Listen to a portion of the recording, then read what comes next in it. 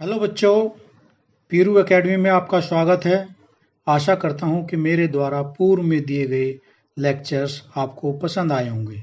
यदि आपका कोई सुझाव है और आप सुझाव देना चाहते हैं तो कमेंट बॉक्स में जाकर कमेंट्स अवश्य करें। मेरे आने वाले सभी नए वीडियोज़ के नोटिफिकेशन के लिए आप मेरा चैनल ज़रूर सब्सक्राइब करें। हेलो बच्चों, टोपोलॉजी के काउंटेबिलिटी एंड सेपरेशन एग्जाम्स की लेक्चर की सीरीज़ में आपका सेकंड लेक्चर आपके सामने प्रस्तुत है। पिछले लेक्चर में हमने जो पढ़ा है उससे आगे हम चलेंगे। यहाँ पर जो डेफिनेशन आप देख रहे हैं सेपरेशन स्पेस, पिछले लेक्चर में first countable and second countable space हमने पढ़े थे। तो सेपरेबल स्पेस जो डेफिनेशन है, इससे पहले से डेंस सेट आपने पढ़े होंगे कि डेंस सेट क्या होते हैं। तो डेंस सेट जैसे ए अगर एक्स का सबसेट है तो A is dense in X if closure of A is equal to X, यानी कि ए वैसे तो सबसेट ऑफ एक्स है लेकिन इसका क्लोजर अगर एक्स के स्पेस के इक्वल हो जाए तो हम कहलाता है a is dense in x. तो जैसे हम डेफिनेशन देख रहे हैं separable space, a topological space x two is said to be separable space if and only if X contain countable dense subset of itself, यानी कि जो आपके X के अंदर एक काउंटेबल डेंस सेट एग्जिस्ट करता है A, तो प्रॉपर्टी ये है। लेकिन इस प्रॉपर्टी के साथ साथ में A की एक प्रॉपर्टी और होनी चाहिए कि A शुड बी काउंटेबल। अगर A काउंटेबल है और डेंस है X के अंदर तो X2 कहलाएगा। अगर X जो है A को कंटेन करता है इस तरह का तो X कहलाता है आपका सेपरेबल स्पेस। कुछ रिजल्ट इसमें जैसे आर यूजुअल टोपोलॉजी है, लोअर लिमिट टोपोलॉजी है, ये सब सेपरेबल स्पेस होते हैं। डिस्क्रीट स्पेस सेपरेबल होगा यदि वो जो है फाइनाइट हो या काउंटेबल हो। सेपरेबिलिटी जो है ये टोपोलॉजिकल प्रॉपर्टी है, यानी कि अगर कोई मैपिंग आपका है एफ एक्स टू वाई और अगर एक्स टू कोई टोपोलॉजिकल स्पेस है वाई और मतलब एक्स टू एक्स कोई फंक्शन डिफाइन है तो जो एफ एक्स होगा, अगर एक्स जो है आपका सेपरेबल है तो एफ एक्स भी आपका सेपरेबल होगा। पहली थ्योरम देखते हैं यहाँ पर, every second countable space is separable. तो जो सेकंड काउंटेबल स्पेस होगा वो सेपरेबल होगा। सेकंड काउंटेबल स्पेस की हमने डेफिनेशन पढ़ी थी। सेकंड काउंटेबल स्पेस की डेफिनेशन क्या थी कि अगर काउंटेबल बेस एग्जिस्ट करता है किसी भी स्पेस के लिए तो वो कहलाता है सेकंड काउंटेबल स्पेस। बेस की डेफिनेशन हम ये सपोज करके चलते हैं कि आपको मालूम ही होगी, क्योंकि वो सारी चीज़ें हम यहाँ पर रिपीट नहीं कर सकते। तो हम देख रहे हैं पहले लिया कि एक्स टू भी एक सेकंड काउंटेबल स्पेस, हमें प्रूव करना है कि ये सेपरेबल होगा। तो सेकंड काउंटेबल स्पेस है तो इसका मतलब क्या होगा, there exist a countable base B such that कि B N N belongs to N. तो अगर ये फाइनाइट है तो हम कह सकते हैं कि एन बिलोंग्स टू एन तो नहीं होगा, फिर उस इंडेक्स फाइनाइट इंडेक्स सेट में हम कह सकते हैं। लेकिन हम ये मान के चल रहे हैं कि इनफाइनाइट है। फाइनाइट के लिए तो ईजी है कंडीशन प्रूव करना। तो b n belongs to n, ये आपका काउंटेबल बेस एग्जिस्ट करता है। Let we choose a point x n, और जितने भी बी एन हैं तो अगर from each b n we select x n, तो बी एन क्योंकि काउंटेबल है तो जब हर एक बी एन से हमने एक एक पॉइंट सेलेक्ट किया तो जो हमारा एक डी अगर सेट ले हम जो कलेक्शन ऑफ एक्स एन है तो वो भी काउंटेबल होगा। तो let x belongs to x, अब जो है किसी भी जो बेस की डेफिनेशन है कि वो क्या कहती है कि अगर एक्स का कोई भी एलिमेंट ले और उस एलिमेंट का कोई भी ओपन सेट ले जी, तो उस जी के लिए उस एक्स के लिए बी का कोई ना कोई एक ऐसा एलिमेंट होगा बेस का जो X belongs to B I contains in ji.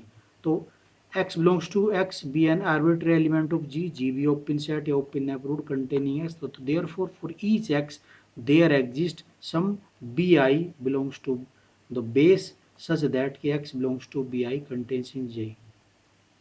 also we have that कि xi जो है bi में भी है, तो अगर xi bi में भी है और x bi में है तो इसका मतलब क्या होगा कि x जो है वो उसका लिमिट पॉइंट हो गया d का। क्योंकि अगर कोई भी अब ओपन सेट लो तो जो बी आई है बी आई के अंदर एक्स आई के साथ एक्स के साथ साथ एक्स आई एलिमेंट भी है। तो कितना भी छोटा आप जी आप ले लो, ओपन नेबरहुड ले लो, हर एक ओपन नेबरहुड के अंदर एक्स के अलावा कोई ना कोई डी का एलिमेंट कंटेन करता है। तो इसका मतलब क्या होगा, एक्स जो है वो डी का लिमिट पॉइंट हो गया। तो this imply that all x belongs to x are limit points of d. तो जी एक्स हमने आर्बिट्रेरी लिया था, तो इसका मतलब सारे के सारे एक्स जो है, एक्स के एलिमेंट जो है वो डी के लिमिट पॉइंट है। तो बिलोंग्स टू डी, तो अगर डी का हम क्लोजर करें तो डी का क्लोजर क्या होता है, D union limit point of d, तो वो क्या होगा, एक्स के इक्वल हो गया। और डी क्या था, वो काउंटेबल सेट था। तो दिस इम्प्लाई दैट कि D is a countable dense subset of x. तो दिस इम्प्लाई दैट कि एक्स जो है वो आपका सेपरेबल होगा। नेक्स्ट थ्योरम देखते हैं। नेक्स्ट थ्योरम क्या है, a metric space is separable if and only it is second countable. तो जैसे पिछले थ्योरम में पढ़ा कि जो भी सेकंड काउंटेबल स्पेस होगा सेपरेबल होगा, तो ये पार्ट तो यहाँ पर ऑटोमेटिकली प्रूव हो गया। ये भी जब वो सभी के लिए ट्रू है तो इसका मतलब मैट्रिक स्पेस के लिए भी ट्रू है। अब हमें केवल प्रूफ ये करना है कि अगर कोई मैट्रिक स्पेस सेपरेबल है तो वो सेकंड काउंटेबल होगा। तो जैसे कि हम देख रहे हैं, from the above theorem we have shown that के second countable space is separable, therefore we have to prove that कि if a metric space is separable then it is second countable. Let X T be separable space and A is equal to x n belongs to n, be a countable dense subset of x, यानी closure of A is equal to x। तो ये हमें given हो गया। तो late B B a collection, B collection किस तरह का है कि जो A के एलिमेंट है xn, अगर xn के हम जो है स्फेयर बनाएं, यानी कि m belongs to n, 1/m radius के जो हम स्फेयर बनाए एक्सन के, अगर उन स्फेयर का कलेक्शन ले लिया, उसका स्फेयर का कलेक्शन हमने बी ले लिया, तो यहाँ पर हम देख रहे हैं कि एन, ये जो एन है, इस एन के कारण ये जो है काउंटेबल सेट होगा। तो ये जो काउंटेबल सेट, तो let x belongs to x and open set g containing x. तो अगर एक्स के अंदर कोई एक्स एलिमेंट है, जी कोई ओपन सेट है जिसमें एक्स है, तो अगर ये जी ओपन सेट है तो इसका मतलब एक्स का कोई भी स्फेयर जो है ऐसा एग्जिस्ट करेगा जो जी के अंदर कंटेन करेगा। तो हमने मान लिया कि एप्सिलॉन रेडियस का कोई स्फेयर इसके अंदर कंटेन करता है। तो अगर एप्सिलॉन को इस तरह चूज करें हम कि 1/m0 less than epsilon by 2 है, तो इसका मतलब जब एप्सिलॉन ऐसा एप्सिलॉन है तो अगर एप्सिलॉन से कम रेडियस का कोई स्फेयर ले तो वो ऐसे एप्सिलॉन के अंदर कंटेन करेगा automatically, since closure of A is equal to X as per the definition of separability. तो each open sphere centred at X contains at least one point of A. तो this imply that कि X I belongs to A such that कि X I belongs to S 1/m0 X. ठीक है, अब x आई जो है इस sphere के अंदर कंटेन करता है, यानी कि इस स्फेयर की रेडियस कितनी है 1/m0। इसका मतलब क्या होगा कि एक्स आई और एक्स के बीच का जो डिस्टेंस होगी वो 1/m0 से लेस होगी। ये हो गया। अब अगर जैसे हम यहाँ फिगर में देख रहे हैं कि एक पॉइंट हमने x ले लिया और एक पॉइंट हमने एक्स आई ले लिया, अगर इन दोनों के पॉइंट के बीच की डिस्टेंस जो है 1/m0 है, तो इसका मतलब क्या हो गया कि ये यहाँ से यहाँ तक की डिस्टेंस क्या होगी 2/m0, और ये स्फेयर क्या होगा, अगर एक्स आई हमने सेंटर ले लिया, एक्स आई को सेंटर मानते ये स्फेयर हमारा हो गया s 1/m0 एक्स आई, जैसे कि हम यहाँ पर देख सकते हैं। तो ये स्फेयर हो गया ये वाला। अब अगर x जो पॉइंट हमने लिया इसकी हमने रेडियस ले ली 2/, जैसे ये यहाँ से यहाँ तक की डिस्टेंस थी हमारी 1/m0, यहाँ से यहाँ तक की डिस्टेंस क्या होगी 2/m0। 2/m0 का अगर स्फेयर लें हम, तो ये जो स्फेयर था पहला 1/m0 रेडियस के साथ और सेंटर एक्स आई के साथ, वो कंटेन करेगा x को सेंटर मानकर 2/m0 का रेडियस मानकर जो स्फेयर बनेगा, यानी कि s 1/m0 x I contains in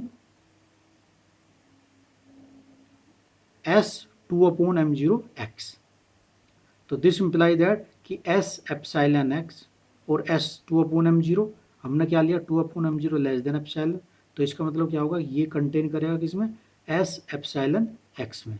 तो इसको हम यहाँ कंटेन कर सकते हैं तो ये कंटेन करेगा एस एप्सिलॉन एक्स में, और एस एप्सिलॉन एक्स कहाँ कंटेन करता है, जी में।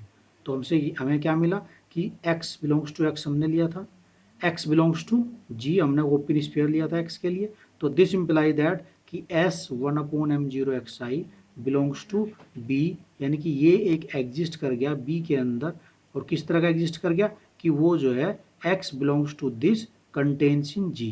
तो यानी कि x के किसी भी ओपन स्फीयर के लिए इस b जो हमने कलेक्शन लिया था उसका एक एलिमेंट इनके बीच में ऐसा एग्जिस्ट करता है सभी x के लिए। तो इसका मतलब जो ये कलेक्शन है हमारा जो हमने लिया था 1/x0, ये कलेक्शन क्या होगा, ये बेस की प्रॉपर्टी को सेटिस्फाई करता है और ये काउंटेबल भी है, hence b is a countable base for x, so it is second countable.